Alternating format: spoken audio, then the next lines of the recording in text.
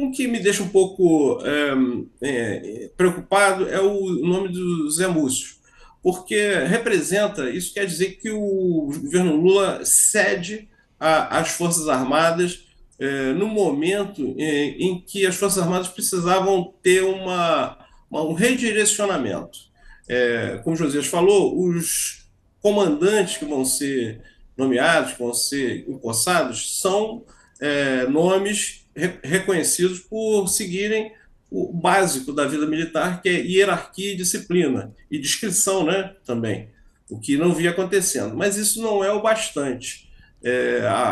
As Forças Armadas Brasileiras, nesses 4 anos, mostraram que tem no seu interior uma politização exacerbada, quer dizer, uma politização. As Forças Armadas não tem que tratar de política em instância nenhuma, em grau nenhum, né? Então isso aí deveria ser tratado nessa próxima gestão. E um dos pontos, por exemplo, é que os militares resistem a que seja alterado é o currículo nas escolas militares, por exemplo, tratar dos fatos históricos brasileiros, como a ditadura de 64 tem que ser colocada para os militares que entram de uma forma clara, dizer o que foi, para que no futuro a gente deixe de ter esses momentos de tensão que estamos tendo até agora com militares que acham que Brilhante Ustra é uma pessoa a ser exaltada. Isso não está, essa ideia não está só em alguns generais da reserva de cabelos brancos. Tem alguns oficiais da ativa que apoiam isso. A própria candidatura de Bolsonaro é a prova disso, foi gestada dentro dos quartéis, né, com a ajuda de militares da ativa. Então tem muito a se mudar nas Forças Armadas e José Múcio, indicado para o Ministério da Defesa, é a sinalização de que nada vai mudar.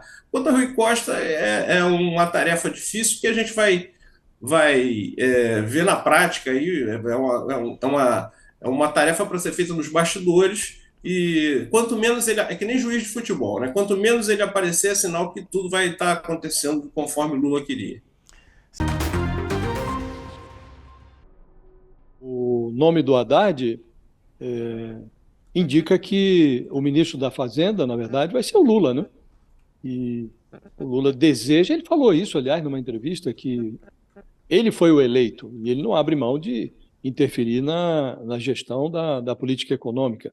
E é preciso ver, o Haddad, quando foi ministro da Educação, as pessoas se esquecem, mas ele foi um hábil negociador. Ele aprovou propostas no Congresso Nacional com a ajuda, não uma ajuda, não uma ajuda qualquer, mas uma ajuda empenhada do PSDB, que era o adversário do governo na época. Ele aprovou propostas importantes para o MEC, negociando com o PSDB, chamando o PSDB, convencendo o Tucanato de que as providências que ele estava adotando eram adequadas. Vai fazer a mesma coisa na Fazenda. É uma pessoa jeitosa, é um bom negociador e é preciso ver qual a equipe que ele vai compor. Então não me assusta a hipótese de ter um político na Fazenda. Vamos ver agora qual vai ser a equipe dele e qual vai ser a mensagem que ele vai passar. O Lula está estreando essa temporada de composição do novo ministério, levando para o palco o que poderia ser chamado de um esquadrão antibombas do novo governo. O José Múcio Monteiro, da Defesa, tem a missão de desativar o golpismo dos quartéis. O Flávio Dino, da Justiça, prepara o desarmamento da sociedade. A prioridade do Fernando Haddad, da Fazenda, é demonstrar que que ele não combaterá a bomba fiscal armada pelo Bolsonaro apenas atirando para o teto. Ele vai ter que dizer o que vai colocar no teto, qual vai ser a nova regra fiscal do país. Do Rui Costa, o Lula encomendou a transformação da Casa Civil num centro de coordenação das ações governamentais. A ideia é desativar a trincheira política que o Ciro Nogueira cavou no quarto andar do Palácio do Planalto na gestão Bolsonaro. Antes de se mudar, as pessoas costumam encomendar a dedetização dos novos endereços, né? O Lula está dizendo que a intenção dele é submeter o Palácio Residencial do Alvorada a um processo de desbolsonarização. E isso inclui essa varredura para detectar eventuais escutas, né? Os procedimentos vão ser estendidos também ao gabinete presidencial, no Palácio do Planalto. E até a conclusão desse serviço, o Lula disse que pretende continuar morando e despachando no hotel onde ele está hospedado. Agora, não deve ser muito difícil fazer uma varredura como essa, verificar um ambiente, enfim, há tecnologia para fazer isso, né? Agora, a atmosfera de suspeição ela vai inspirar uma outra decisão do presidente. O governo de transição está planejando já, está projetando para o primeiro dia de governo uma exoneração em massa de ocupantes de cargos comissionados. O objetivo é evitar que bolsonaristas alojados nessas funções de confiança sobrevivam à troca de guarda, à troca de governo.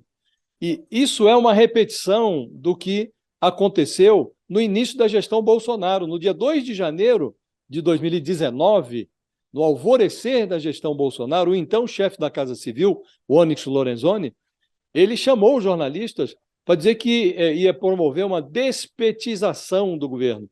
Iriam para o olho da rua, segundo ele, todos os comissionados, e os demitidos passariam por uma entrevista. Os que não tivessem, na expressão do Onyx, marca ideológica clara, seriam readmitidos. Só na primeira leva ali foram para o olho da rua 300 servidores. E deu no que está dando, né?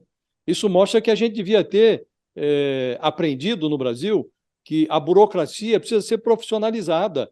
Um ministro, quando chega, tem que trocar 2 ou 3 assessores ali, a secretária dele, o chefe de gabinete, o motorista. O resto tem que ser uma burocracia profissional.